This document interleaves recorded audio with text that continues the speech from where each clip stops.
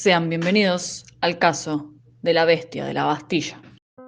Guy Georges, o Guy Rampillon, como es su verdadero nombre, nació el 15 de octubre de 1962 en Angers, Francia, de padre estadounidense y madre francesa. De su infancia se sabe muy poco, tan solo que su progenitor fue un soldado que trabajó como cocinero en las bases de la OTAN y que Guy fue abandonado por sus padres siendo niño, pasando a ser tutelado por los servicios sociales franceses. Le cambiaron el apellido por Georges en honor a su padre y con 6 años fue adoptado por la familia Morins. Pero en su nuevo hogar, con otros 11 niños más, Guy sintió que no recibía la suficiente atención, estabilidad y amor que necesitaba y empezó a desarrollar una personalidad un tanto violenta y agresiva. Su primer acto violento fue el intento de estrangulamiento a una de sus hermanas adoptivas, llamada Roselyne. Tras el ataque fue puesto a disposición de las autoridades, pero a su regreso atacó a otra de sus hermanas, Christiane, y a otra niña. En manos, de nuevo, de las autoridades, su familia adoptiva optó por rechazarlo. No podía controlar sus impulsos violentos en la casa. Esto hizo que Georges entrase en depresión y que recurriese al alcohol como su única tabla de salvación. Desde ese momento, hablamos aproximadamente desde el año 1980 hasta 1991, cometió varios ataques sexuales a mujeres por los que fue detenido y liberado poco después, hasta que perpetró su primer asesinato. Sus víctimas previas al asesinato fueron su hermana adoptiva Roselyne en 1976, su hermana Christiane en 1978, en febrero de 1979 Pascal C, en mayo de 1980 Jocelyn S y Roselyne C, el 16 de noviembre de 1981 Natalie C, el 7 de junio de 1982 Violette K, febrero de 1984 Pascal N.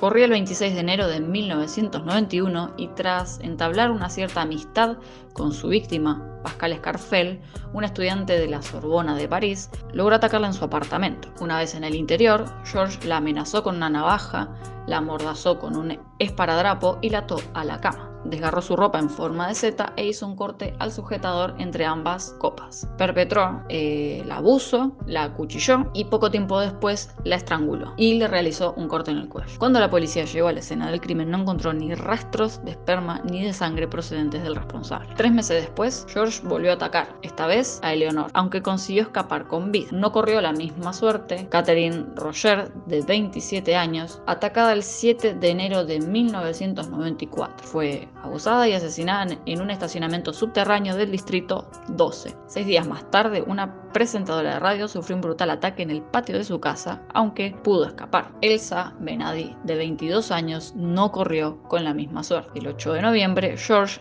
la atacó, abusó y mató en el parking de su edificio. También residía en el distrito 13 de la Ciudad de la Luz. Hasta ese momento las autoridades buscaban a 3 asesinos distintos porque todavía no habían dado con vínculo alguno. De hecho, la gendarmería dispuso de 3 unidades de investigadores para cada asesinato. Estaban dando palos de ciego cuando un nuevo crimen lo cambió todo. Fue el crimen de Agnes Nijkamp, una arquitecta holandesa de 33 años, asesinada en su propia casa el 9 de diciembre en el distrito 11.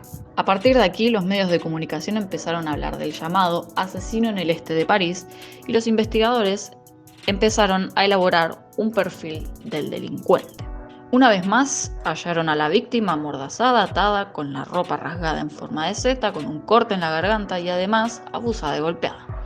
Aquellos datos eran similares al asesinato de Pascal Escarfel, pero esta vez encontraron evidencias de ADN. Georges dejó su esperma sobre la víctima, además de una huella dactilar. El caso fue bautizado policialmente como SK1, por sus siglas Serial Killer 1. Pese a contar con estas evidencias genéticas, principalmente la de la huella digital, la policía no consiguió identificar al asesino. Cabe recordar que a principios de los años 90 aún no existían archivos de huellas con los que cotejar en Francia, una tecnología que llegaría algunos años después. Mientras tanto, Georges continuó su camino de horror. En junio de 1995 atacó a Elizabeth O, a la que intentó matar pero que logró escapar por la ventana y pedir ayuda en un bar del distrito de Marais. Los investigadores hallaron restos de saliva en una colilla de cigarro que dejó el atacante. al mes sí tuvo una próxima víctima, que fue Ellen Frinking, de 27 años, con el mismo ritual sádico que las anteriores víctimas. Al igual que ocurrió con el crimen de Agnes, también dejó rastros. A finales de agosto, el criminal asaltó a Melanie Bacou en su apartamento del distrito 3 de París. Gracias a los gritos de la joven, su novio, que en ese instante entraba por la puerta, impidió el asesinato y lo persiguió mientras George trataba de escapar. Durante la huida, el homicida perdió su billetera con toda su documentación y poco tiempo después fue detenido. Sin embargo, la gendarmería no relacionó estos dos últimos asaltos con los asesinatos y tras su detención fue condenado solamente a 30 meses de prisión. Una vez en la calle, el 5 de junio de 1997, perpetró su próximo crimen. El criminal asesinó a Magali Sirotti, una estudiante de 19 años, en su casa y siguiendo los mismos pasos que los anteriores homicidios. Cuando los agentes analizaron la escena, no dudaron que se trataba de la bestia de la Bastilla. Con la muerte de la séptima y última víctima, Estelle Magd, y gracias a un llamamiento en los medios de comunicación, los investigadores distribuyeron un retrato robot del presunto asesino. Con los datos que tenían, buscaban testigos que pudiesen identificarlo y encontraron, aunque eso también supuso acrecentar la psicosis colectiva. Gracias a la insistencia del juez de instrucción, Gilbert Thiel, se realizaron pruebas genéticas para comparar los rastros de ADN del SK1 con los correspondientes a los archivos, tanto públicos como privados, de todos los laboratorios del país. Vale aclarar que esta práctica era totalmente ilegal, pero corrieron el riesgo porque no podían seguir con este tipo en la calle, básicamente. No podía seguir este tipo suelto sin ningún problema.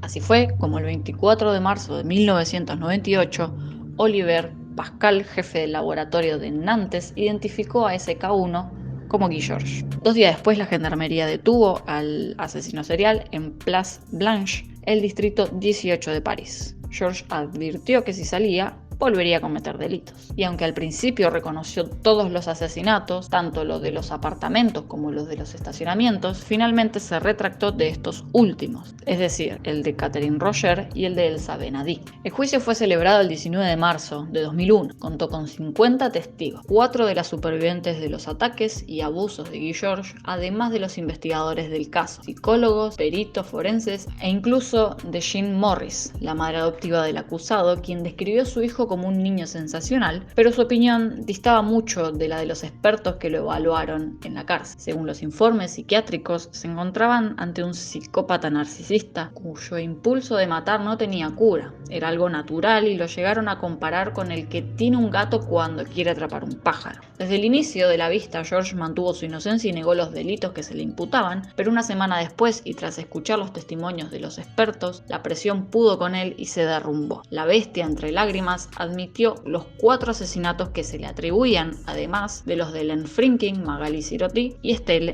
Magd. Fue su propio abogado quien le instó a reconocer los hechos. Quebró en lágrimas y entonces se escuchó un casi inaudible sí. Fue el primero de los muchos que soltó corroborando cada asesinato. Antes que el tribunal emitiese el veredicto, George se mostró arrepentido y pidió perdón a las familias de las víctimas. Tengo casi 40 años y nunca saldré, dijo, tratando de evitar que le impusieran la cadena perpetua. Tanto es así que él mismo se fijó una condena de 22 años de prisión porque a su juicio no la cumpliría. Es decir, tenía pensado suicidarse. El 5 de abril, Guy Georges fue sentenciado a cadena perpetua sin posibilidad de pedir libertad condicional en 22 años por los asesinatos de 7 mujeres entre 1991 y 1997. De hecho, en este 2020 pasado, la bestia de la Bastilla ya tendría derecho a iniciar dicho procedimiento legal, aunque por el momento no lo ha pedido. Por otro lado, y a raíz de este caso, el gobierno francés creó en el año 2000 un fichero con huellas genéticas de delincuentes sexuales por violación, abuso, pedofilia, y también se añadieron aquellos crímenes de esa especie. Estos datos los guardará la policía judicial durante 40 años. Bueno, y hasta acá el video de hoy. Si les gustó, por favor denle un me gusta, compártanlo y coméntenme. Y hasta el próximo video.